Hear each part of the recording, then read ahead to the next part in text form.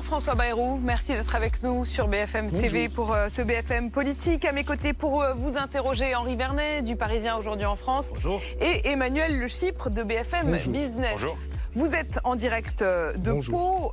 On va évoquer avec vous non seulement la crise sanitaire que l'on vient de traverser, mais aussi la crise économique, sociale et peut-être même demain une crise politique qui font suite à cet état de sidération dont sort la France. Avant de vous interroger sur les mesures sans doute économiques qui seront nécessaires, mais aussi l'organisation même de la France et de ses principales institutions, un mot sur les propos de Gérald Darmanin ce matin dans le journal du dimanche. Il est ministre des Comptes publics et il réclame, je le cite, une politique pour le peuple.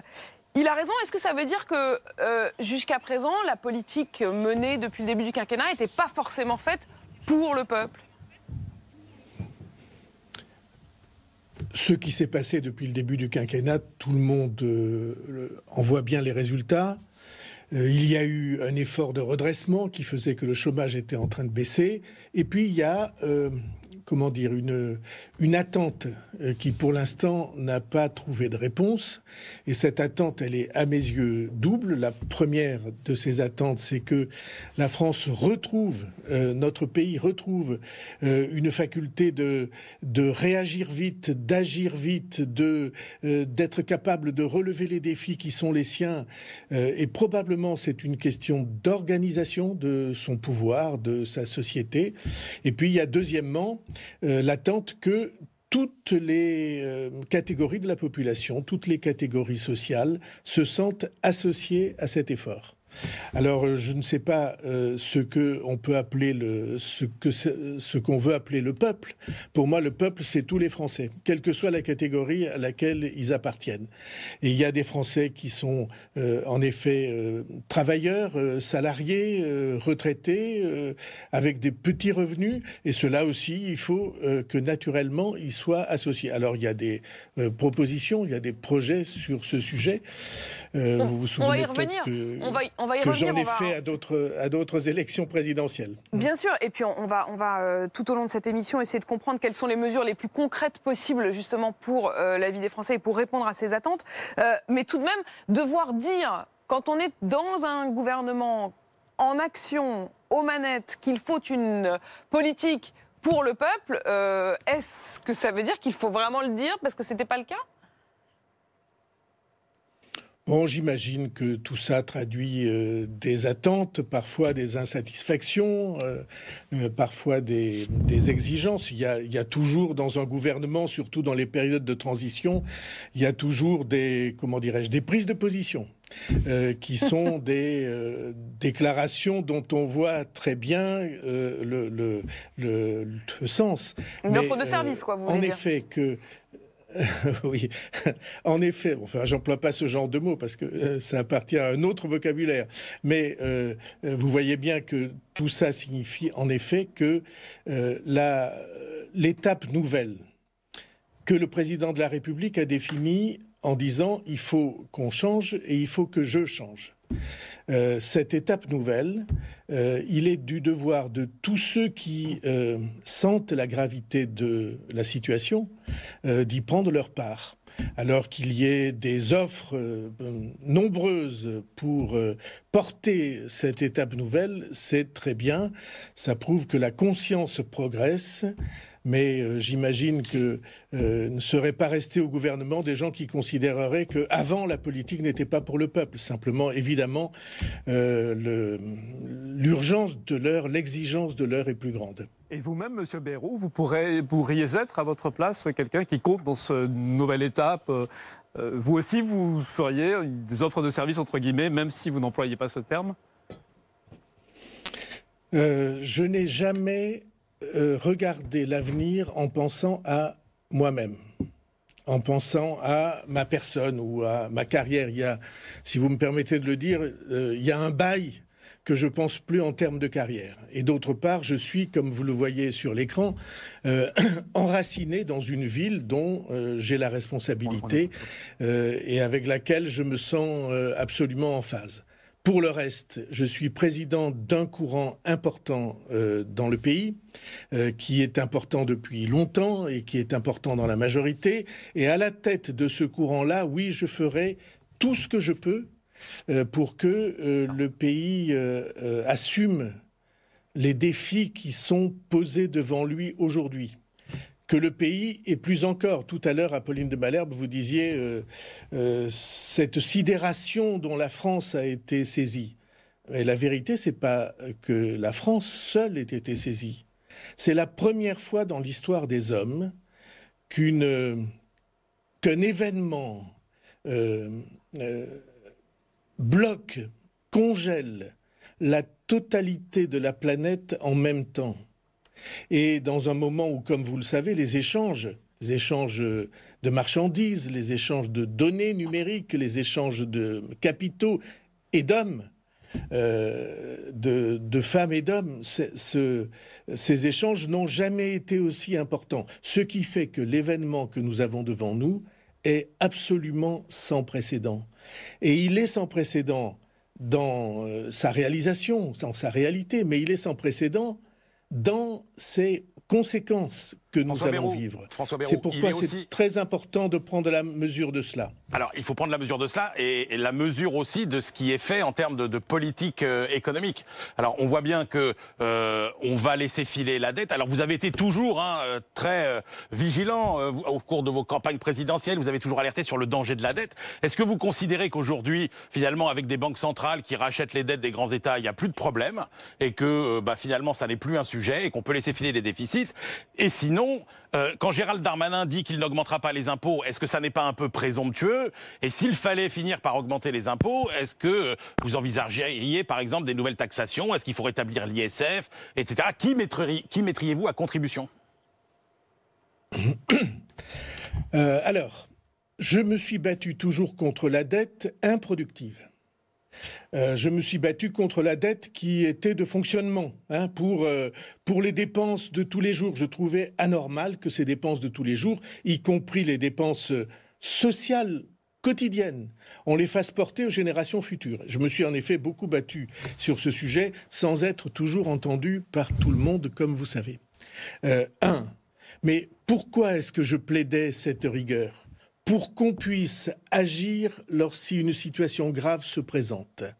Les États bien gérés, ce sont des États qui font des économies quand ça va bien, pour agir massivement quand ça va mal. Et de ce point de vue-là, en effet, nous n'avons pas été, gouvernement après gouvernement, sans aucune exception au travers du temps, depuis 20 ans ou 25 ans, nous n'avons pas été à la hauteur de cette exigence. Mais est-ce que ça veut dire que cette dette-ci, vous estimez qu'elle est acceptable? Celle-ci, celle qu'on est en train de créer aujourd'hui? Alors, je pense que cette dette-ci, celle qui est due au coronavirus, elle doit être traitée et regardée de manière différente des autres. Pourquoi? Parce que, le coronavirus, personne n'en est responsable. D'habitude, les États qui font des dettes, c'est parce qu'ils ne sont pas très bien gérés ou qu'ils n'ont pas su organiser leur société et qu'ils sont obligés de tirer des chèques en blanc. Ce n'est pas du tout le cas de la situation dans laquelle nous sommes. Aucun État, aucun pays n'est responsable de cette épidémie. Donc ces dettes-là, on les laisse à la Banque Centrale Européenne, on les met au congélateur et on en parle plus. Alors non, si vous voulez que j'aille jusqu'au bout de mon idée. Donc, il ne faut pas traiter cette dette comme les autres. Il faut l'isoler. Le verbe que j'emploie, il faut la cantonner, la définir précisément, savoir quel est son périmètre, ne pas en profiter pour mélanger des dettes antérieures avec cette dette-là, et il faut la traiter avec la Banque Centrale Européenne, avec ce que je propose, un différé d'amortissement de 10 ans. Ça ne veut pas dire que les États se défont de leurs responsabilités. Je crois le contraire. Il faut que nous soyons, que nous assumions les dépenses que nous allons faire pour la société française, pour faire repartir les choses, comme les autres États doivent faire repartir les autres, leur société à eux. Mais François Bayrou, est-ce que ça nous il y a une co-responsabilité. est-ce que ça nous dispensera d'une augmentation de la fiscalité ou de nouveaux arbitrages de la fiscalité? Puisque même s'il n'y a pas de problème de niveau de recette, il y a un problème de solidarité nouvelle. On voit bien, il y a beaucoup de revendications pour rétablir l'impôt sur la fortune. Est-ce qu'il ne faut pas quand même envisager une forme de contribution des plus aisés à cet effort nouveau de solidarité? Alors je pense que prendre la question par cet angle, c'est la prendre mal. La question principale, celle qui doit dominer tous nos échanges, c'est de quelle manière faire repartir l'activité du pays. Et je ne crois pas que les impôts, ce soit la bonne manière de faire repartir l'activité du pays. Au contraire, assommer une société d'impôts nouveaux, alors que nous sommes le pays le plus fiscalisé de tous ceux qui nous ressemblent. Assumer une société d'impôts nouveaux, c'est l'empêcher de repartir. La question que nous devons traiter, mais de manière, obsessionnelle, c'est rétablir la vitalité, l'activité, l'inventivité, la créativité de la France. Ce pourquoi nous sommes dans une situation délicate, y compris en termes de commerce extérieur, c'est parce que nous n'avons pas établi cette vitalité du pays comme nous aurions dû le faire, et parce que nous avons laissé partir un certain nombre de centres d'activité et de décision au travers du temps. La France s'est, de ce point de vue-là, affaiblie. Et c'est la raison pour laquelle j'insiste, ça sera mon dernier mot sur le sujet, sur le fait qu'il faut que nous renouions avec, il faut renouer avec l'obligation, autrefois le général de Gaulle disait l'ardente obligation, avec l'obligation de prévoir et de se fixer des objectifs. Le marché tout seul ne peut pas répondre aux impératifs d'une nation. Il faut qu'une nation soit capable de donner sa liberté et sa créativité au marché et en même temps de dire voilà les objectifs que nous nous fixons. Voilà ce que nous voulons atteindre en termes, par exemple, d'autonomie, de souveraineté sur un certain nombre de productions. On vient de le voir, on ne peut pas abandonner la production de médicaments et baisser les bras sur quelque chose qui est vital si un pépin arrive dans une société. Production et question évidemment de l'emploi. Henri Vernet. Justement, le dispositif d'accompagnement du chômage partiel va commencer à être réduit dans quelques jours, en juin, progressivement. Est-ce que vous dites qu'il faut prolonger cela, il faut un maintien exceptionnel? Et de manière plus générale, est-ce qu'il faut que le gouvernement trouve des moyens de contrainte en matière d'emploi par rapport aux entreprises? J'ai jamais beaucoup cru à la contrainte pour son efficacité. Jamais pensé que c'était efficace. Mais je pense que c'est un sujet que nous devons partager du point de vue national. Je veux dire les entreprises, les organisations professionnelles, les syndicats, le gouvernement et grosso modo la société française. En effet, on est dans un moment où il faut préserver notre outil de production, nos entreprises et l'emploi. Je pense, tout le monde y pense en se promenant dans les rues. Je pense aux restaurants, je pense aux bars, je pense aux artisans, je pense à un certain nombre de commerçants et je pense évidemment aux grandes entreprises pour qu'elles ne saisissent pas ou qu'en tout cas cette situation ne soit pas pour elle l'occasion de destruction d'emplois comme on pourrait le craindre. Mais François Bayrou, on a eu cette semaine un peu les passes d'armes traditionnelles, j'ai envie de dire, entre une entreprise en difficulté, Renault, qui dit qu'elle est contrainte de restructurer ses usines, et puis un gouvernement qui dit « Ah mais attendez, on n'aidera pas sans condition, on fera tout pour que les usines ne ferment pas, et on va mettre la FLIN sous surveillance, etc. » Est-ce que c'est pas un peu le vieux monde, hein? Rappelez-vous Lionel Jospin, alors c'est vrai qu'il avait beaucoup souffert de cette fameuse phrase « L'État ne peut pas tout », mais qu'est-ce qu'il faut faire? Qu'est-ce que vous attendriez de l'État, par exemple, pour aider vraiment Renault? Alors, pour aider Renault, vous me permettrez de ne pas me déclarer compétent sur la précision de ce sujet. Non, mais l'État actionnaire, en général. Très important. Oui, l'État actionnaire, j'attends qu'il fasse son rôle. Et son rôle, je le définis en 3 mots ou 4, gouverner, c'est prévoir.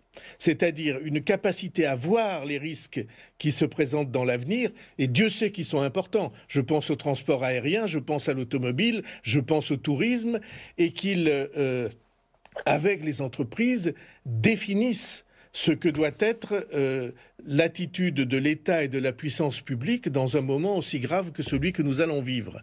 C'est vrai pour les très grands, mais c'est vrai pour les très petits.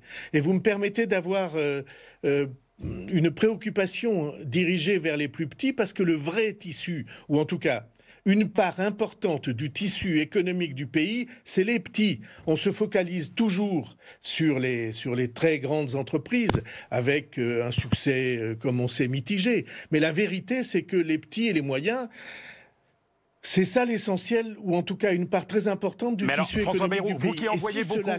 Vous qui envoyez beaucoup à Pau autour de vous, est-ce que concrètement vous craignez une hécatombe en matière de faillite et d'emploi dans les mois qui viennent? Oui, je crains une situation critique. Je crains que beaucoup d'entreprises ne soient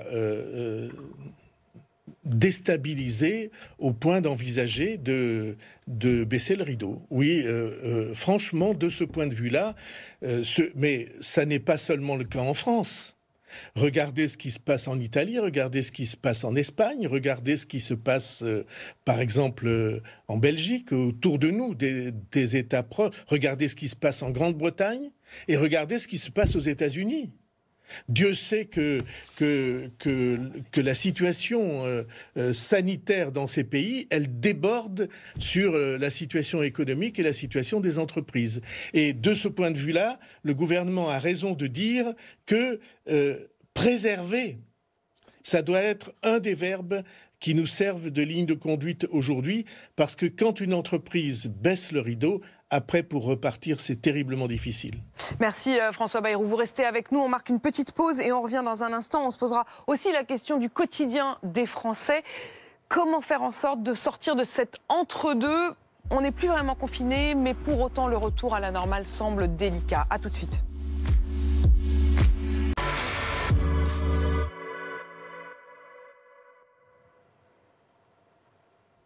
Et on poursuit avec vous, François Bayrou, ce BFM politique consacré aussi à la situation de la France après ces 2 mois, je le disais, de sidération. On vient de parler de la situation économique. Un mot sur la situation sanitaire et la décision plus globale d'avoir traversé et géré cette crise. Un mot sur la polémique qui repart sur l'hydroxychloroquine après la publication d'une étude dans la revue The Lancet. Est-ce qu'on est dans la médecine ou est-ce qu'on est dans la politique? Est-ce que vous-même, vous avez une position?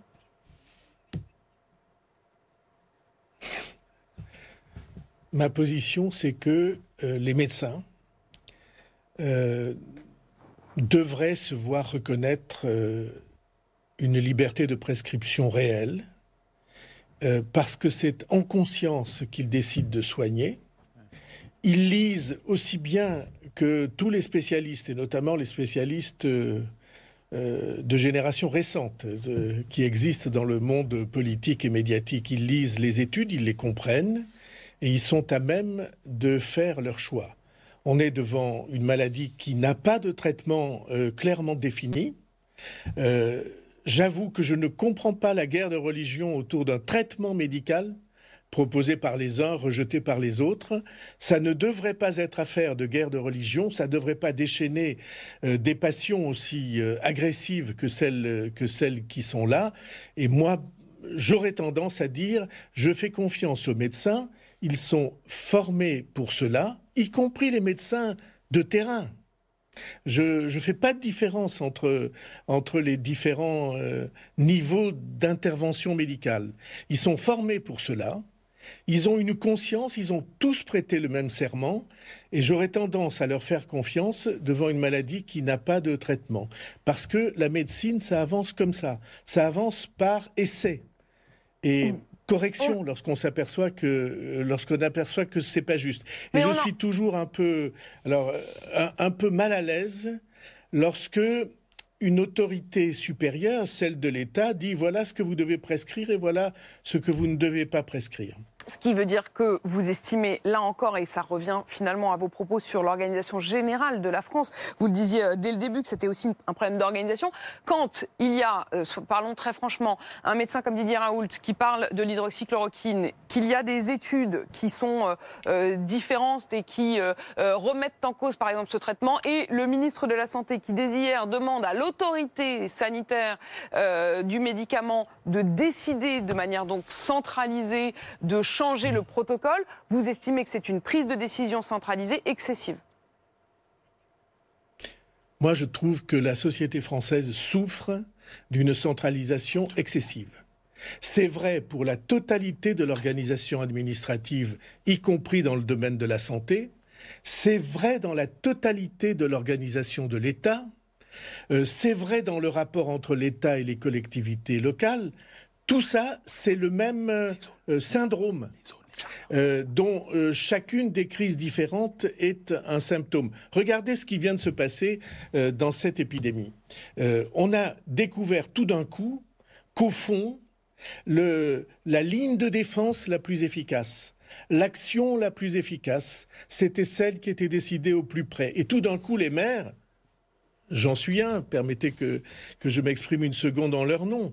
Les maires qui hier se voyaient bloqués, verrouillés, limités dans leur action, et il y avait toujours une autorité. Tout d'un coup, les autorités supérieures ont été obligées de s'en remettre à l'action locale. Si on avait attendu l'État pour avoir des masques, eh bien on aurait pu attendre longtemps, et encore aujourd'hui on n'en aurait pas. Ce que vous avez aperçu, à Pau, on a donné 4 masques à chacun des Palois 4 masques réutilisables à chacun des Palois qui le souhaitaient. Et donc cette nécessité-là de faire confiance au terrain, c'est valable pour les collectivités locales, c'est valable pour les entreprises, c'est valable pour les médecins, à mes yeux en tout cas. Au-delà du débat sur le traitement, Didier Raoult relativise la pandémie. Il dit qu'on a paniqué, qu'on en a fait trop, qu'on a peut-être même été victime de la peur elle-même. On ne supporte plus le risque. Voilà ce qu'il dit. Est-ce qu'il a raison ? Je pense qu'il y a du vrai dans ce qu'il dit, mais il se trompe sur un point. C'est qu'il n'y a pas un État moderne au XXIe siècle qui puisse affronter sans émotion, sans s'en faire, la disparition de centaines de milliers de ses citoyens. Personne. L'émotion dans chaque famille est telle que ça crée une vague de rejet pour les gouvernants s'ils ne font rien. Regardez, Boris Johnson a essayé. Et qu'a-t-il été obligé de faire ? Il a été obligé lui-même de changer la politique qu'il avait définie. Et l'ironie de l'histoire, c'est qu'il a été lui-même atteint. Qu'a fait Trump? Il a commencé en disant tout ça n'a aucune importance, on va bien supporter, et puis il a été obligé de changer la politique qui est la sienne. Et ceci se passe dans tous les pays. Alors il y a des dictateurs, Bolsonaro au Brésil, qui disent on s'en fiche. Mais il n'y a pas un pays démocratique dans lequel le gouvernement puisse dire à ses concitoyens des centaines de milliers d'entre vous vont mourir, mais c'est pas grave parce que sauf qu'on n'en est pas à des centaines de milliers. On n'a pas à tenir compte des marges. Sauf qu'on n'en est pas à des centaines de milliers. On en est, heureusement, on en est à des chiffres plus limités parce qu'on a décidé d'un confinement le plus strict qui ait jamais été décidé, en tout cas de mémoire d'homme, sur l'ensemble de la planète. François Bayrou. Et ça a joué, je crois, un très grand rôle pour ralentir ou arrêter l'épidémie. Mais François Bayrou, il y a tout ça est du bon sens. Il y a un problème de réactivité dans les décisions prises, et puis il y a un problème de cohérence aussi. Or, on voit aujourd'hui que dans les zones rouges, les cérémonies religieuses sont à nouveau autorisées, que les centres commerciaux peuvent être ouverts, mais que les parcs et jardins sont toujours fermés. Est-ce que vous comprenez un peu que les Français s'interrogent sur la cohérence de toutes ces décisions ? Les Français, je ne sais pas, mais je sais que moi, je m'interroge sur la cohérence. Cette histoire de parcs et de jardins est pour moi une grande interrogation. Les études se multiplient, la plus récente est d'il y a moins d'une semaine, sur des dizaines de milliers de cas il y a une étude en Chine, il y a une étude aux États-Unis qui dit quelque chose de simple. 95% des contaminations se font dans un lieu clos. Et si vous avez des masques, alors on tombe à des pourcentages 1 ou 2% de contamination. Donc le plein air est une défense contre la contamination. Alors pourquoi ne pas ouvrir les espaces les plus larges en demandant et en vérifiant ou en faisant attention à ce que on maintienne les distances de sécurité entre ceux qui visitent ces lieux-là. Franchement, ça n'est pas dans les parcs et jardins qu'on va rencontrer le plus grand risque épidémique. Le plus grand risque épidémique, c'est dans un lieu clos. Le président de la République me racontait l'autre jour à quel point il avait été frappé par le fait que sur le Charles de Gaulle, avec pourtant des recyclages d'air, des traitements, des filtrations, sur le Charles de Gaulle, il y a eu plus de 30% de contamination. Mais si vous en parlez avec le président... Il n'y a pas 30% de contamination dans les parcs et jardins. Puisque vous dites en avoir parlé avec lui, si vous en parlez avec le président, pourquoi est-ce que les choses ne changent pas ? Parce que nous sommes une société, une organisation politique où ce n'est pas la voix d'un seul qui tranche contre tout le monde, contre les autorités sanitaires et contre le gouvernement. Tant mieux ou tant pis ? Le président de la République, quelquefois, moi, je souhaiterais que ça aille plus vite, mais je reconnais avoir peut-être de ce point de vue-là une faiblesse. Donc, le gouvernement a la décision entre les mains, le Parlement a une partie de la décision entre les mains, les autorités sanitaires ont une influence sur la décision, mais en tout cas, moi, je voudrais que il me semble que ce que je dis est de bon sens. La contamination, elle se fait pour 95% dans des espaces clos. Rouvrons donc et si on a des masques, on l'arrête. Et donc, ouvrons les espaces de grand air. Parce que les espaces de grand air sont une défense contre l'épidémie. C'est presque le nouveau ouvrons la cage aux oiseaux. Il faut ouvrir les parcs et jardins, on l'a bien compris. Henri Vernet. En tout cas, il y a une réouverture qui est autorisée et annoncée. C'est celle du grand parc d'attractions du Puy de Fou. Ça a même été décidé en conseil de défense à l'Élysée. Alors certains, évidemment, critiquent ou dénoncent une pression directe, un lien direct entre Philippe de Villiers et le président Macron pour cette ouverture. Quelle est votre réaction ? Bon, si on prend les précautions nécessaires, les spectacles de plein air ne sont pas les plus risqués. Vous comprenez, on ne peut pas maintenir la France sous cloche, contrairement à ce que un certain nombre de gens ont cru et croient. On est obligé de recommencer à vivre. Alors, est-ce qu'il y a une part de risque ? Il y a une petite part de risque si on est en plein air. Et il y a une grande part de risque si on est dans des milieux clos. Et donc, cette orientation qui consiste à peser le risque en face de chaque événement culturel est une orientation intéressante. Si vous concentrez une foule dans un milieu clos, alors les risques épidémiques sont très importants. D'accord, mais les festivals de musique aussi. Alors si on ouvre le Puy du Fou, si on rouvre le Puy du Fou, il faudra également réautoriser les festivals de musique, très importants. Eh bien, il y en a certains qu'il faudra permettre, autoriser, à condition qu'on s'assure. Vous comprenez, la promiscuité est un élément de développement de l'épidémie. Donc, il faut garantir, sécuriser le fait que les événements ou les spectacles ne sont pas fondés sur la promiscuité. Est-ce qu'il y a eu un effet ? Il me semble qu'un certain nombre de festivals de musique ont, du point de vue de la promiscuité, en effet, quelques risques. Mais plus on ouvre avec sécurité, mieux c'est. Vous voyez bien de quoi il s'agit. On veut, une de vos auditrices, une des personnes interrogées il y a une minute le disait, le pays aspire à retrouver une vie normale avec le coefficient de sécurité le plus important. La responsabilité des pouvoirs publics, c'est d'aller vers cette démarche de retrouver une vie normale en garantissant que le maximum de précautions est prise. Jamais on ne garantira le zéro risque. François mais Bayrou, on peut en tout cas garantir... Est-ce qu'il y a eu un effet, soyons très clairs, un effet Philippe de Villiers qui a mis la pression, qui a dit ils veulent nous mettre un genou à terre et puis qui ensuite a dit que finalement il échangeait des textos directement avec le président qui en sortant de Conseil de défense lui dit c'est bon, on a décidé cela en Conseil de défense. Est-ce que finalement il y aurait une exception qui serait créée pour Philippe de Villiers? Parce que quand on le constate, comme le disait Henri Vernet à l'instant, il y a d'autres festivals qui eux n'ont pas Philippe de Villiers à leur tête et qui ne rouvriront pas.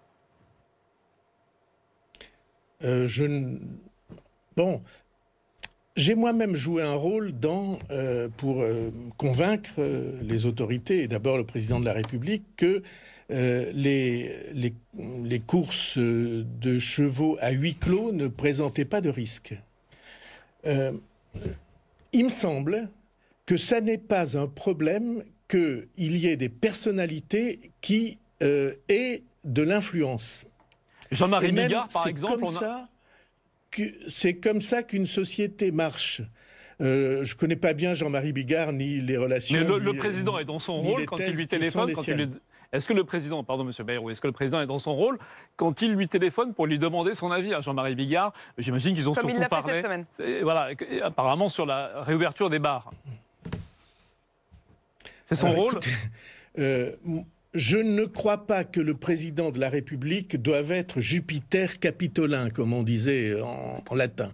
Je ne pense pas qu'il doive être tout à fait là-haut, au sommet de la montagne, qu'il doive être dans son empyrée, comme on disait dans le français, dans le beau français de l'époque classique. Je ne crois pas que le président de la République doive être coupé de tout. Et j'approuve chaque fois qu'il parle avec les uns et les autres, avec les différents acteurs de la société, parce que c'est comme ça que l'opinion se fait. Il est allé voir le professeur Raoult. J'ai pensé que c'était bien. Ça ne veut pas dire qu'il a pris parti pour une thèse ou pour une autre, mais il a des capteurs. Il s'informe. Tous les présidents de la République ont eu des capteurs. Vous croyez que quand François Mitterrand parlait avec Roger Hanin, c'était uniquement des liens de famille. Pas du tout, c'était un capteur sur la société. Les présidents ont toujours, quand ils parlaient avec Marguerite Duras, alors je ne confonds pas Bigard et Marguerite Duras, naturellement, mais ce sont des capteurs sur la société. Il faut cesser d'imaginer que le président de la République doit être coupé de tout. Je crois exactement le contraire. Et je pense d'une certaine manière que dans la période précédente, dans les 3 premières années du quinquennat, au fond, l'organisation des choses l'a trop séparé de la société. Et j'ai aimé qu'en face à cet événement si important des Gilets jaunes, il a pris le taureau par les cornes, si j'ose dire. Et il est allé directement parler avec ceux qui étaient les contestataires ou les responsables pour avoir un échange direct avec eux, dont il est sorti plus de choses positives, et j'espère qu'on les reprendra, que s'il était resté enfermé à l'Élysée avec des cordons de CRS autour de l'Élysée. Je ne suis pas pour l'isolement. Je suis pour la dimension. Je suis pour la dimension historique. Je suis pour ce que les Romains appelaient la gravité, la gravitas. Que le président de la République, c'est pas quelqu'un qui s'expose à des gestes ou à des attitudes qui sont des gestes ou des attitudes de saltimbanque. C'est quelqu'un qui, à chaque instant, a la notion de sa mission. Mais il ne doit pas être coupé des Français ni de leurs différentes expressions, qu'on les apprécie ou qu'on les apprécie moins. Oui, mais François Bayrou, demain commence une grande ambition pour réformer notre santé, un Ségur de la santé. Or, jusqu'à maintenant, vous disiez le président, il ne doit pas être coupé des Français, mais la précédente réforme qui a été annoncée de l'hôpital, elle était dans la lignée de toutes les réformes médicalo-technocratiques qui se sont enchaînées depuis 25 ans avec toujours plus de réglementation et toujours moins de moyens. On n'a pas l'impression qu'on a tirer les leçons des erreurs passées. Est-ce qu'on peut enfin espérer une réforme de la santé digne de ce nom qui, comme vous le disiez, renverse la table? Un peu, c'est souvent une expression que vous utilisez, qui renverse la table et qui remette enfin notre système de santé au niveau qui est théoriquement le sien quand on sait ce qu'on dépense en France pour la santé, quand on sait la qualité de nos personnels de santé et que, sachant qu'on traversait la crise la plus grave de notre système sanitaire depuis la Deuxième Guerre mondiale, avant même cette épidémie de Covid-19. Alors, si vous me permettez, je vais vous dire quelque chose qui est je vais énoncer pour vous un jugement minoritaire dans la majorité. Je pense que le président de la République a été élu en 2017 sur un engagement à l'endroit des Français qui était de changer l'organisation du pays, le mode de gouvernement et la structure ou l'architecture des pouvoirs en France. Il avait fait le diagnostic juste, à mon avis, et je le dis parce que j'ai participé, vous le rappeliez, à la campagne électorale. Il avait fait le diagnostic que là était une faiblesse, que là était une des raisons des blocages du pays, et au fond, la promesse explicite et qui était dans tous les chapitres et les paragraphes de ces engagements, c'était qu'on allait s'attaquer à ça dont aucun gouvernement jusqu'alors n'avait su... Celui d'Édouard Philippe ne l'a pas fait davantage, François Bayrou. Et bien justement, j'y viens.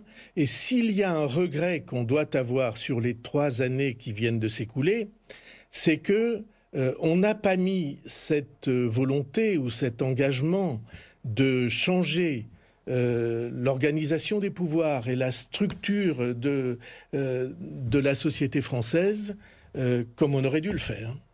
On a en effet continué à gouverner avec des changements bienvenus, mais à peu près comme on avait gouverné sur les 25 années précédentes. Et pour moi, cette organisation des pouvoirs et de la société et des hiérarchies et des décisions qu'on doit prendre dans une société comme la nôtre sont une des causes principales des difficultés que nous rencontrons. Par exemple, je l'ai dit au début de cette émission, tant qu'on ne se décidera pas à prendre en compte l'impératif de prévision, de plan, si je veux employer un mot comme il y avait avant, en définissant des risques et des chances et en se fixant des objectifs, pas en décidant à Paris de tout comme on le faisait en Union soviétique, mais au contraire, en réunissant ou en rassemblant les acteurs pour leur proposer des objectifs qu'on partage. J'ai cité l'objectif de souveraineté sur des domaines essentiels. Sur le médicament, on ne peut pas être dépendant perpétuellement de l'extérieur lointain. Il faut que... Tout ça, ça se décide aussi au niveau local. Vous le disiez à l'instant, vous avez évoqué bien sûr le fait que vous étiez maire de Pau. Vous êtes d'ailleurs candidat à votre réélection. Une question sur l'organisation des municipales avec Henri Vernet. On se rappelle que vous étiez opposé, M. Bayrou, à la tenue du premier tour, le 15 mars. Là, Édouard Philippe vient de décider, vient de programmer le second tour pour le 28 juin. 2 questions très simples. Est-ce que vous êtes d'accord avec cette décision? Et comment allez-vous mener campagne? Est-ce que vous tiendrez des réunions publiques? Ce matin, dans Le Parisien, Christophe Castaner dit qu'elles seront autorisées. J'étais en effet opposé à la tenue du premier tour à la date indiquée parce que... dire en même temps aux Français, il ne faut plus que vous sortiez, mais on vous appelle à voter, il y avait une contradiction intrinsèque et c'était une incohérence dangereuse. Aujourd'hui, où on est dans la période du déconfinement, où on va essayer de retrouver une vie normale, alors je pense qu'il est juste qu'on respecte les engagements. Quels étaient les engagements? La loi qui a été votée solennellement par le Parlement, la loi a dit si on peut le faire, il faut voter avant la fin juin. Il semble qu'on puisse le faire. Tout le monde voit bien qu'il y a des éclaircies, qu'on commence à voir un bout de ciel bleu. On espère que ça ne changera pas et qu'il n'y aura pas de ressaut de l'épidémie. Mais alors, il est juste, si on peut, il est juste qu'on vote avant la fin juin. Comment mener campagne ? En respectant autant que possible deux impératifs. Le premier impératif, c'est ne pas mettre en danger la santé de ceux qui participent à la campagne, candidats et citoyens. Et deuxièmement, donc, faire preuve d'imagination. Et c'est pourquoi je voudrais plaider devant vous. Je propose que s'il y a des communes volontaires, on puisse expérimenter le vote par correspondance, qu'on a utilisé en France pendant longtemps et qui est abandonné, et le vote numérique. Il faut une loi, le vote par Internet. Jusqu'à présent, Christophe Castaner l'a refusé, disant que ça remettait peut-être en cause la sécurité et la sincérité du vote. Vous estimez que malgré tout, c'est possible, c'est techniquement et démocratiquement possible ? On vote par Internet pour les associations de pêcheurs à la ligne, pour les organisations syndicales, pour la totalité des consultations qui se passent lorsqu'il s'agit de désigner des représentants et que vous êtes par exemple enseignant, on vote par Internet.